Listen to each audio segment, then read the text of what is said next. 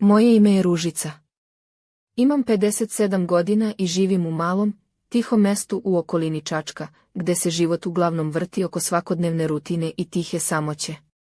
Taj dan, međutim, bio je drugačiji. Dan kada je u moj svet neočekivano uplovio mladić po imenu Luka. Nije to bio običan dolazak, već nešto što je narušilo moju uobičajenu ravnotežu i probudilo u meni osjećaj koji davno nisam poznavala, osjećaj mladosti. Bio je običan, prohladan oktobarski dan. Sedela sam u dnevnoj sobi, obučena u jednostavnu, ali prijatnu haljinu plave boje koja mi je blago obavijala obline, a noge su mi bile u metkanim kožnim balerinama koje sam kupila prošlog proleća na pijaci u Kraljevu.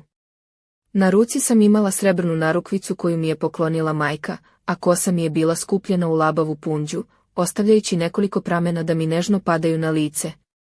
Baš kada sam pomislila kako je život mirno stao, začulo se klopanje na zadnjim vratima, koja se retko koriste.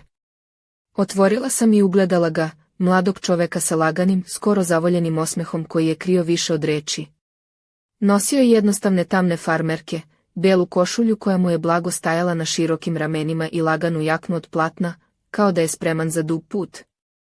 U ruci mu je bio stari ranac, pomalo izlizan, ali pun priča.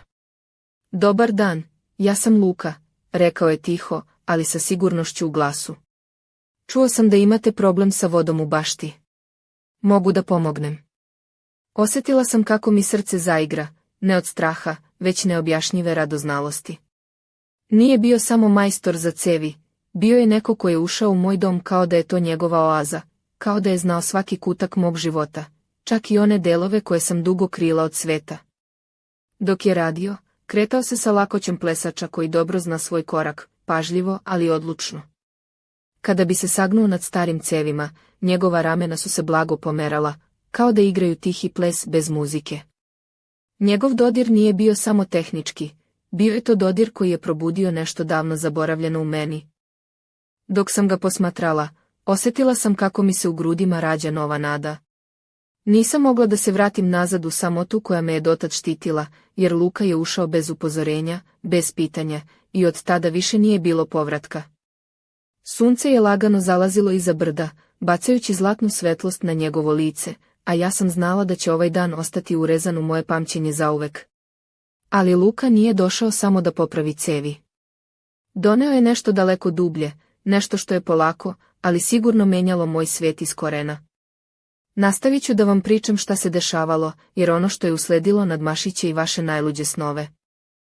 Sledećeg jutra probudila sam se sa neobičnim osjećajem u grudima, kao da me nešto tera da skidam slojeve starih strahova i zatvaranja. Obukla sam se u belu tanku bluzu koja je blago isticala moje obline, i suknju boje vino, koja je padala do kolena, odmah ispod nje crne hula hopke, a na nogama su mi bile klasične crne cipele sa malom štiklom, dovoljno elegantne da se osjećam posebno, ali i udobne za moje svakodnevne korake. Na vrati sam stavila srebrni lanac sa malim priveskom u obliku srca, kao da mi je to bio tajni talisman. Dok sam čekala Luku, šetala sam baštom, osluškujući kako kaplja voda iz starog cevovoda. Uglavnom je sve bilo teško i zamorno, kao da i sama priroda pamti sve one godine moje usamljenosti. Ali sada, kada je tu bio on, sve je dobijalo drugačiji sjaj. Ptice su pevale glasnije, a hladni vazduh mi je lagano milovao kožu. Kada je Luka stigao, na sebi je imao jednostavnu pletenu kapu i tamne džins pantalone, a košulja mu je bila blago raskopčana na vrhu, otkrivajući tanku srebrnu ogrlicu koja je svetucala u jesenskom suncu. Njegove ruke su bile jake, ali nežne, kao da sa njima može popraviti ne samo cevi, već i slomljena srca. Osmeh mu je bio lagan, kao da zna neke tajne koje ja tek treba da otkrijem. Dobro jutro, Ružice, rekao je i prišao mi bliže, a ja sam osjetila toplotu njegovog tela kako nežno dodiruje moje, čak i kroz pletenicu rukava. Hajde da vidimo šta možemo da uradimo u vezi sa tim cevima. Kada smo zajedno krenuli ka staroj štali, gde je cev prokišnjavala, osjećala sam kako mi po leđima prolazi blagi mraz, ali ne od hladnoće, već od uzbuđenja. Luka je radio mirno i posvećeno, ali u njegovim očima sam videla nešto više, kao da nije samo popravljao cevi, već je pokušavao da otključa i zaboravljene delove mog života. Znaš li, Ružice, rekao je iznenada, dok je držao ključ za odvrtnjenje, da ima nešto čarobno u tome kako voda teče. Kao da svaka kap ima svoju priču. Baš kao i ljudi. Pogledala sam ga i osjetila kako mi se usne blago šire u osmeh, iako sam htjela da ostanem ozbiljna. Ako je tako, onda moraš da mi ispričaš neku od tih svojih priča, majstore. Luka se nasmešio, i taj osmeh je bio kao topla zima u srcu hladne jeseni. Možda jednog dana, Ružice, ali za sada, hajde da popravimo ovaj svijet, po kap po kap. Dok je radio, osjetila sam neobičnu blizinu. Njegova pažnja prema meni nije bila samo profesionalna, bilo je u tome nešto više, nešto što me je grejalo iznutra. I dok smo zajedno stajali pored stare, prokišnjavale cevi, nisam mogla a da ne pomislim, šta li sve još Luka nosi sa sobom, pored alata u tom starom ranacu. I, najvažnije, šta će sve on probuditi u meni. I da li sam spremna da to saznam. Ali pre nego što sam uspjela da se udubim u ove misli, čujem tiši zvuk iz kuće, kao da neko šapuće moje ime. Okrenem glavu, ali nikoga nema. Luka me pogleda blago podignutih obrva, čuo si to i ti, zar ne? Zatvorila sam oči, duboko udahnula i shvatila da je ovaj dan tek počeo. I da me čekaju mnogo dublje vode od onih koje smo upravo krpili. I tako je počelo nešto što nijedna cev nije mogla da popravi, nešto što je zahtevalo mnogo više hrabrosti nego što sam mislila da imam. Dok smo sedeli u kuhinji, Luka je pio crnu kafu, a ja sam mu ponudila domaći kolač koji sam prethodno ispekla, ono što bi u Čačku zvali šapice, ali sa malo manje šećera, jer, kako ja uvek kažem, život je već dovoljno slatka muka. Obukla sam se tog jutra u crvene pantalone od laganog platna koje su nežno padale uz moje noge, i belu košulju sa blago otkopčanim prvim dugmetom. Na nogama su mi bile udobne mokasine, a na ruci srebrni sat koji je nekada pripadao mom ocu. Mali srebrni prsten sa plavim kamenom blistao je na mom prstu, dodajući dašak misterije celoj slici. Luka me je posmatrao sa osmehom koji je bio pola šala, pola ozbiljan. Ružice, reci mi kako ti uspeva da u ovom mestu održiš toliki mir, a da ne poludiš. Ja bih već odludila pobegao u Beograd ili bar u neki kafić sa živom muzikom. Smejala sam se tiho. Pa, Luka, znaš kako kažu, ovde kod nas, u Čačku, najbolja muzika je kad čekaš da ti cev prokapa i da ti komšija pomogne. A i ako poludim, bar imam baštu da se izludim. On je klimnuo glavom i dodao, možda je baš ta bašta tvoja oaza. Ali video sam kako te nešto muči. Nešto što nije samo stara cev. Osjetila sam kako mi srce poskače. Kako je mogao da zna? Da li je moja tišina bila toliko glasna? Promrmljala sam, Luka, svako ima svoje demone. Moji su odavno selili u ovo tiho mesto. Ali demoni mogu biti i prijatelji, ako ih umeju ukrotiti, reče on, približavajući se malo više. U tom trenutku osjetila sam toplotu njegovog tela, koja mi je lagano milovala ruku koja je ležala na stolu. Njegove tamne oči bile su pune obećanja, ali i neke neprecizne tuge koja je kao senka pratila svaki njegov pokret. Ja nisam došao samo da popravim cevi, Ružice, tiho je rekao. Dođoh da popravim i nešto što je davno slomljeno. Pogledala sam u njega, srce mi je divlje kucalo, kao da će iskočiti iz grudi. U tom trenutku, njegova ruka, nežna kao perje, lagano je zahvatila moju, kao da traži dozvolu da ostane. Nije li to rizično? Upitala sam, osjećajući kako mi se obrazi greju. Rizik je ono što život čini zanimljivim, odgovorio je s osmehom koji je mogao da raspali požar u najhladnijoj zimi. Dok je Lukina ruka lagano klizila sa moje šake, osjetila sam kako se u meni rađa nešto novo, mešavina straha i želje, kao da plešemo na ivici ledenog klizišta, ali ne želim da se zaustavim. Tada je iznenada telefon zazvonio. Stari, omiljeni moj mobilni koji već godinama služi kao moj prozor u svijet. Na ekranu je pisalo, nepoznati broj. Osjetila sam kako se u meni stvara jezica, ali odlučila sam da se javim. Ružice. Čuo se glas koji sam odmah prepoznala. Bio je to Luka, ali njegov glas je sad imao neku drugu težinu, kao da nosi teret koji nije mogao da podeli ni sa kim. Moram da ti kažem nešto što će ti promeniti sve, rekao je tiho, ali ozbiljno. Dok sam slušala njegove reči, osjetila sam kako se moj svijet polako ruši, a istovremeno otvara kao cvet pod prvim zracima sunca. Nisam znala šta dolazi, ali sam znala, više ništa neće biti isto. Veče je polako spuštalo svoje tamne zavese na malo mesto u okolini Čačka, a ja sam stajala na pragu svoje kuće, obučena u crnu haljinu od lakog materijala koja mi je nežno obavijala telo, otkrivajući blago zaobljene linije mojih bokova i ramena. Na nogama su mi bile srebrne sandale sa tankom trakom koja se uvijala oko gležnjeva, dodajući čitavoj kombinaciji jedan elegantan i pomalo provokativan šmek. Na vratu mi je visila duga srebrna ogrlica sa malim priveskom u obliku zvezde, kao da je čuva tajne koje još nisu ni rečene. Kosu sam pustila da mi slobodno pada preko leđa, blago talasastu, kao da je i sama noć želela da učestvuje u igri senki i svetlosti. Sanjala sam o tome šta mi je Luka rekao tokom dana, o njegovoj tajni koja je mogla da promeni sve. Moj um je bio prepun pitanja, a srce kao da je plesalo u ritmu koji nisam mogla da kontrolišem. Svakom njegovom rečju, osjećala sam kako se zidovi koje sam godinama gradila polako ruše, ostavljajući me golu i ranjivu, ali i slobodnu.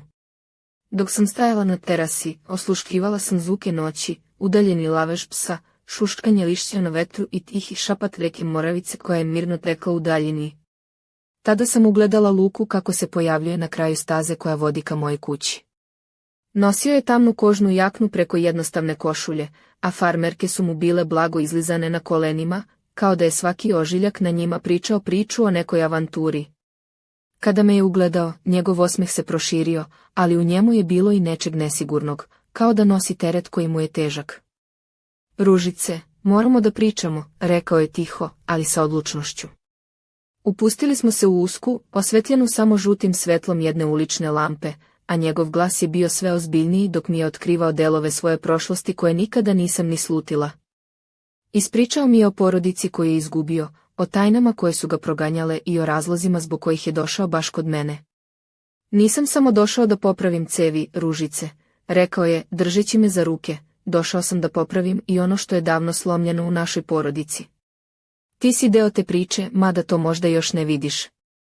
Dok je pričao, osjećala sam kako mi se svijet vrti, kao da sam se našla u centru jedne složene mreže koja se prostire daleko izvan moga dosadašnjeg života.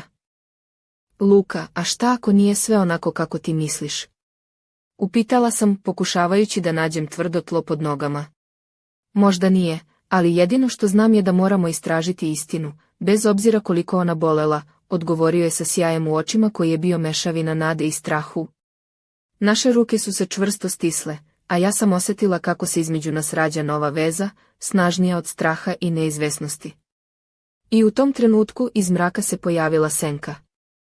Nisam mogla da vidim ko je, ali njen prisutni miris, mešavina dima i jesenskog lišća, probudio je u meni nešto davno zaboravljeno. Luka je zašaputao, nismo sami. Neko nas posmatra. Odjednom, noć je postala hladnija, a svaka ćelija mog tela bila je na oprezu. Znao se početak nečeg što će promeniti sve što sam znala o sebi, Luci i našem svetu. Senka koja je iznenada isplivala iz mraka bila je dovoljna da nam oboje zaleđu dah. Stojali smo u tihom, gotovo paralizovanom trenutku, dok su nam oči lutajući razaznavale obrise figure koja se polako udaljavala ka gustom hrastovom zasadu. Vetar je tiho nosio žuto minus plavkaste listove sa starih stabala, praveći svojevrsni hor koji je pratio tu tajanstvenu scenu. Bila sam obučena u tamnoljubičastu haljinu od svile koja je nežno klizila uz moje telo, otkrivajući blago zaobljene bokove i liniju vrata. Na nogama su mi bile klasične crne salonke sa vitkom štiklom, koje su mi davale osjećaj snage i ženstvenosti. Na šake sam stavila tanku srebrnu narukvicu koja je lagano zveckala dok sam se pomerala. Kosa mi je delovala kao talas crnog vina, blago razbarušena od noćnog vetra, a usne su mi bile blago ružičaste, spremne da izgovore reči koje još nisu došle na svetlo dana. Ko je to bio? Upitala sam, osjećajući kako mi srce udara kao da hoće da slomi rebra. Ne znam, Luka je odgovorio, a u njegovom glasu se osjetio strah koji nije hteo da pokaže. Ali nije prvi put da nas neko prati. Moramo biti oprezni. Nastavili smo dalje, prema unutrašnjosti moje kuće, gde je toplina starog drveta i miris kuvanog čaja polako gasio uznemirenost. Dok je Luka sedeo za sto, ja sam pripremala šoljice i nekoliko keksa. Bila sam obučena u mekani džemper boje ljubičaste trešnje, koji je blago otkrivao moje rame, a ispod sam nosila farmerke sa visokim strukom koje su mi naglašavale struk i noge. Na nogama su mi bile udobne kućne papuče, ukrašene sitnim vezom cveća koji mi je majka nekada napravila. Ružice, moramo da razgovaramo o onome što sam ti juče rekao, počeo je Luka, gledajući me pravo u oči. Ta tajna koju nosim nije samo moja. Ona je ukorenjena duboko u prošlosti ovog mesta i tvoje porodice. Kako misliš? Upitala sam, osjećajući kako mi se sve više skuplja u stomaku. Tvoj deda, koji je nekada živeo ovde, imao je posebnu vezu sa jednim starim porodičnim dokumentom, objasnio je. Dokumentom koji mnogi žele da sakriju. A ja sam tu da ga pronađem. Zajedno sa tobom. Dok je pričao, osjećala sam kako se u meni budi nešto što sam dugo gušila, želja da saznam istinu, ma koliko bila bolna. Osjećala sam kako se svaka ćelija mog tela budi i kako mi krv gori u venama. Luka, a šta ako je ovaj put opasan? Tiho sam upitala, gledajući ga u oči koje su blistale od odlučnosti. Opasnost je neizbežna kad se kreće putem istine, odgovorio je s osmehom koji je bio i upozorenje i vetar u leđa. Tada sam osjetila njegov lagani dodir na svom kolenu, kao tihi signal da nismo sami u ovom pohodu. Njegova ruka je bila topla i sigurna, kao oslonac u ovoj novoj, neizvesnoj stvarnosti. I baš kad sam mislila da se sve polako slaže, čujem tiho šaputanje iz mraka ispred kuće.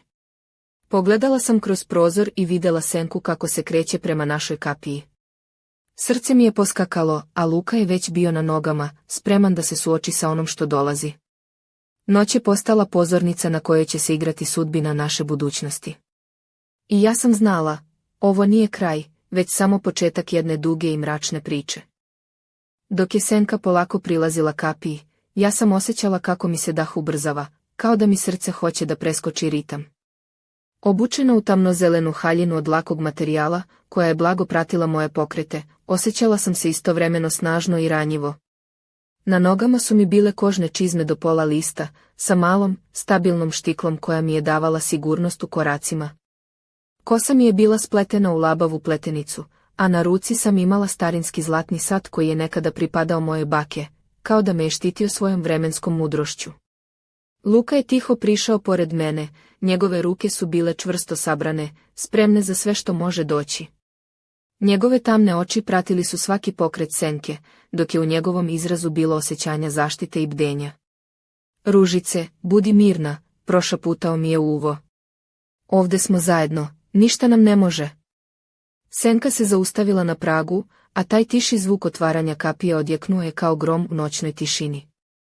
Odjednom se pojavila figura, stara žena sa sivom kosom i dubokim borama na licu koje su govorile o godinama mudrosti i bola. Oči su joj bile oštre, ali u njima se moglo pročitati i nešto toplo, kao da nosi tajnu koju dugo čuva. Vreme je da znate, rekla je tiho, ali odlučno. Istina je teža nego što mislite, ali samo ona može osloboditi duše zarobljene prošlošću. Dok je govorila, osjetila sam kako mi se telo trese od neizvesnosti, ali i od želje da konačno saznam sve što je bilo sakriveno. Luka je stajao pored mene, držeći mi ruku, kao da mi prenosi snagu za ono što dolazi. Ko ste vi? Upitala sam, pokušavajući da sakrijem strah u glasu.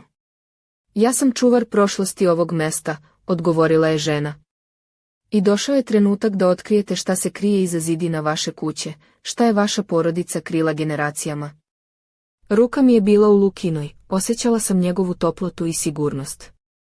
Dok je ona nastavljala da priča, osjećala sam kako se predamnom otvara vrata jedne davno zaboravljene priče, pune strasti, bola i tajni.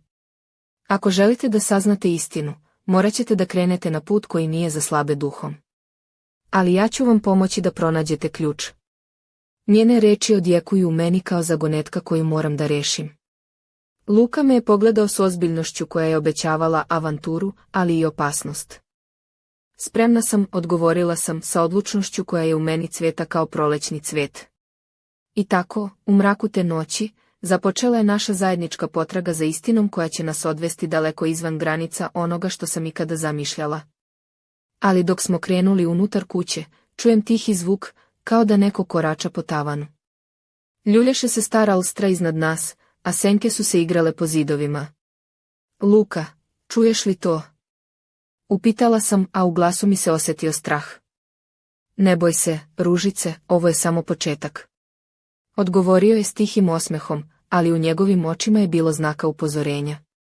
Nismo znali da li nas čekaju najdublje tajne ili najmračniji strahovi. Ali znali smo da više nema nazad. Dok su senke u prostoriji lagano igrale pod treperenjem sveće, osjećala sam kako mi se koža na rukama lagano diže od uzbuđenja i straha. Obučena u tamno-crvenu bluzu od svile koja je blago otkrivala moja ramena i naglašavala vitku liniju vrata, i crne pantalone od mekog materijala koje su se savršeno uklapale uz nju, delovala sam kao žena koja u sebi nosi tajnu koju je spremna da otkrije.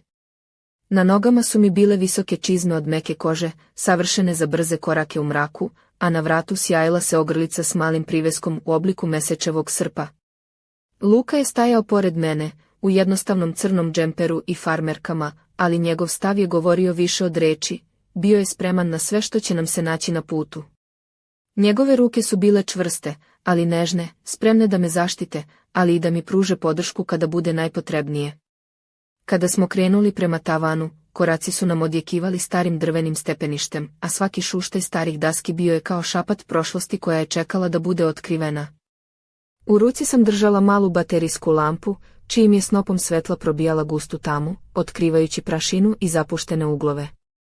Ovdje je sve počelo, rekao je Luka, dok smo otvarali stara vrata koja su vodila u zaboravljenu prostoriju. Ovaj tavan krije više priča nego što misliš. Unutra smo pronašli staru drvenu kutiju, prekrivenu paučinom i prašinom.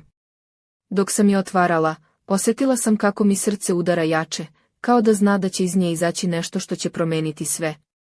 Unutar kutije bili su stari dokumenti, žuti od vremena, i fotografije koje su prikazivale moje pretke u mladosti, ali i nepoznate ljude sa ozbiljnim izrazom lica. Jedna fotografija je posebno izdvojena, na njoj je bila moja baka, mlada i lepa, ali sa očima koje su krili tajnu. Ovo je moje detinjstvo, prošaputala sam, dodirujući fotografiju. Ali šta je to što niste htjeli da mi kažete? Luka je pažljivo pregledao dokumente i našao je jedan koji je bio zapečaćen starim voskom sa grbom koji nisam nikad vidjela. Ovo je stari porodični zaveštaj, objasnio je. Nešto što je čuvano u tajnosti i što može otkriti skrivene delove vaše porodice. Dok sam ga slušala, osjetila sam kako mi se u grudima rađa mešavina straha i uzbuđenja. Taj dokument je mogao da otvori vrata koja sam godinama držala zatvorena. Ali šta ako nisam spremna? Upitala sam tiho, gledajući ga u oči. Nismo sami u ovome, Ružice, zajedno ćemo pronaći odgovore, rekao je, držeći mi ruku u svojoj. U tom trenutku, čula sam kako se negde iz dubine kuće čuje tiho kucanje. Nismo znali ko ili šta nas posmatra, ali smo znali da smo na pragu nečeg velikog i opasnog. I dok sam držala taj stari zaveštaj u rukama, shvatila sam da put ka istini više nije samo moj, postao je i naš.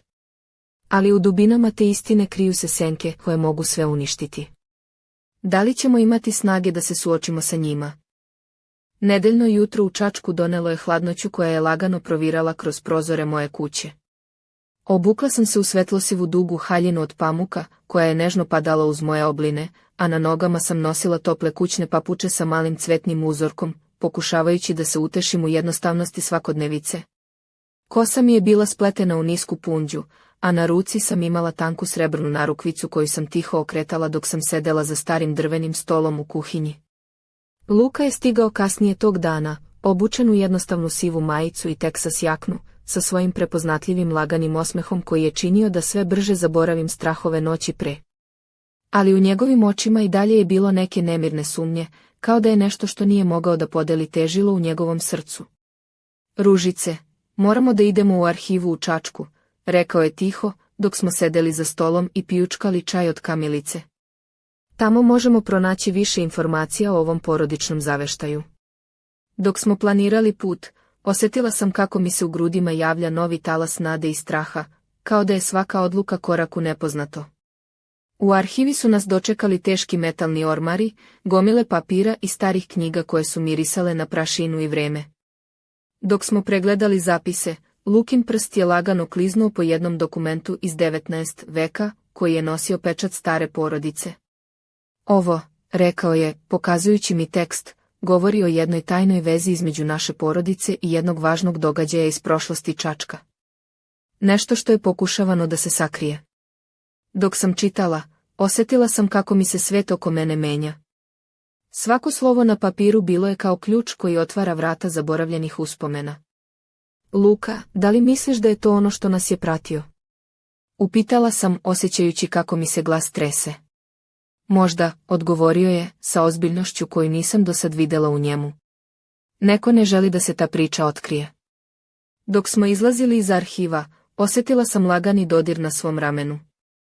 Okrenula sam se i ugledala stariju ženu, istu onu koja nam je prethodno prišla, sa osmehom koji je bio i upozorenje i poziv. Ako želite da saznate istinu, morate biti spremni da platite cenu, rekla je tiho. Istina ne dolazi besplatno. Njene reči su mi odjeknule u glavi kao udarac groma. Luka me je gledao sa zabrinutošću, ali i odlučnošću da nastavimo. Nismo se upustili u ovu priču da bismo se povukli sada, rekao je. Povratak kući bio je tišina puna neizgovorenih pitanja. Osjetila sam kako se nešto veliko približava, nešto što će promeniti svaki deo mog života. Ali nisam mogla da ne primetim da me Luka posmatra drugačije, kao da sam postala deo nečega što je daleko od svakodnevne stvarnosti. I baš u tom trenutku telefon mi je zazvonio. Na ekranu je pisalo, nepoznat broj. Kad sam podigla slušalicu, tihi glas sa druge strane mi je prošaputao samo jednu reč, pazi. I tako je počela nova igra senki, u kojoj je svaka greška mogla biti kobna. Noć je pala kao težak barjak na moje malo mesto, a ja sam sedela na prozoru svoje sobe, obučena u tamnoplavi satenski komplet, bluzu sa blago otkopčanim dugmetima i suknju koja je padala do sredine lista, otkrivajući delove mojih vitkih nogu. Na nogama su mi bile crne baletanke sa sitnim srebrnim ukrasima, a kosa mi je slobodno padala preko ramena u mekanim talasima. U ruci sam držala čašu crnog vina, dok mi je pogled lutao po mraku koji se spuštao na moj svet. Telefon mi je odzvanjao u glavi, reč pazi nije izlazila iz svesti. Ko me je upozorio? Da li je to bio neko koga smo već upoznali ili potpuno stranac? Tajna je postajala gustlja, kao magla koja polako guta sve oko mene. Odlučila sam da pozovem Luku, njegov glas, topao i prožet brigom, odmah mi je ulepšao noć. Dogovorili smo se da se sretnemo u maloj kafani u centru Čačka, mestu koje je bilo naš tajni sastanak, daleko od očiju znatiženih komšija i nepoznatih posmatrača. Dok sam koračala ulicom, osjećala sam kako mi se svaki korak pretvara u ples, korak ispred, korak nazad, kao da igramo igru na ivici stvarnosti i snova. Na sebi sam imala crnu kožnu jaknu koja je isticala moje obline i tanku crvenu maramu koja je dodavala dašak misterije mom izrazu. Ružičasti karmin na usnama davao mi je hrabrost koju sam u sebi tražila već dugo. Kada sam ušla u kafanu, Luka me je već čekao, sa osmehom koji je bio i uteha i izazov. Njegove tamne oči su mi govorile da je i on osjetio težinu upozorenja. Ružice, moramo da budemo pažljiviji. Neko nas posmatra, ali neće dugo ostati u senci, rekao je tiho. Dok smo pričali, osjetila sam kako mi se ruka lagano spaja sa njegovom, kao da je to najprirodniji korak u svetu. Njegov dodir je bio topao, pun obećanja i tihe strasti. Postoji nešto što moraš da znaš, nastavio je Luka. Ova priča je daleko opasnija nego što smo mislili. Ne radi se samo o prošlosti, već i o ljudima koji neće dozvoliti da se istina otkrije. Dok su reči izlazile iz njegovih usta, osjećala sam kako mi se svet oko nas sužava i istovremeno širi. Bila sam zarobljena u igri senki i svetlosti, u priči koja je postajala sve dublja i opasnija. Ali nisam mogla da se povučem. Nisam mogla da igram ulogu posmatrača. Ovo je bila moja priča, moj život, i spremna sam bila da platim cenu. I baš u trenutku kada sam mislila da smo najbliži istini, u kafanu je ušao nepoznat muškarac sa kapuljačom koja mu je skrivala lice. Njegov pogled je bio hladan i precizan, kao oštrica koja će uskoro probosti sve što sam znala. Pogled mu je zastao na meni i Luki, a ja sam osjetila kako mi se vreme usporava. Znala sam, ovo nije kraj. Ovo je samo početak borbe koju nismo mogli da izbegnemo. Šta će se desiti sljedeće? Ko je taj čovek? I kakve veze ima sa našom prošlošću? Odgovori će stići, ali tek kada budemo spremni da platimo cenu istine.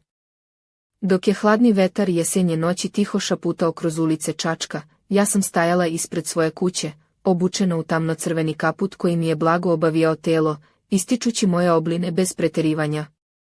Na nogama su mi bile visoke crne čizme sa stabilnom štiklom, a kosa mi je bila raspuštena, blago talasasta, kako mi je vetar nežno milovao obraze. Ruke su mi drhtale, ali ne od hladnoće, već od uzbuđenja i straha koji su se mešali u jednu nepredvidivu igru. Luka je stajao pored mene, njegove tamne oči puno odlučnosti, ali i tuge. U ruci je držao mali, starinski ključ koji smo pronašli u zaboravljenoj kutiji na tavanu, ključ koji je obećavao da će otvoriti vrata davno zatvorenih tajni.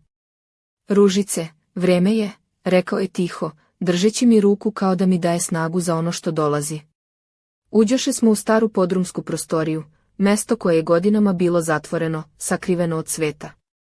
Njegov miris vlage i starog kamena probudio je u meni nešto davno zaboravljeno, strah i uzbuđenje što se mešaju u jedan nemirni ples.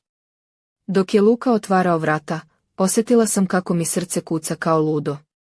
U trenutku kada se vrata polako otvoriše, unutra smo ugledali staru sanduk sa gravurama koje su podsjećale na priče iz davnina.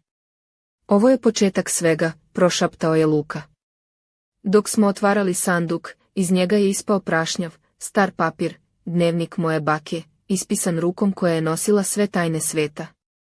Svako slovo bilo je kao kap vode što gasi žeđ dugogodišnje radoznalosti.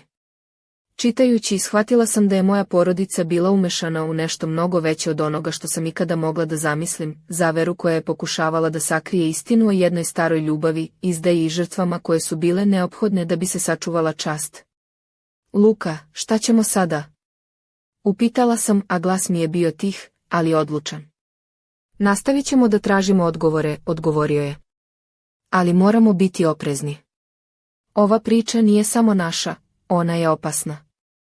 U tom trenutku svetlo se ugasilo, a u mraku se čuo lagani šapat, niste sami. Osjetila sam kako mi se ruka stegla oko Lukinog zgloba i znala sam da me čekaju najteži izazovi. Ali istovremeno, znala sam da više neću biti sama. I tako, dok su senke prošlosti polako isplivale na površinu, počela je nova priča, priča o ljubavi, izdaji i hrabrosti da se suočiš sa istinom, bez obzira na cenu. Šta će nam doneti sutra? Koje će se tajne još otkriti? I da li ćemo imati snage da se izborimo sa senkama koje nas prate? To je priča koja tek treba da bude ispričana.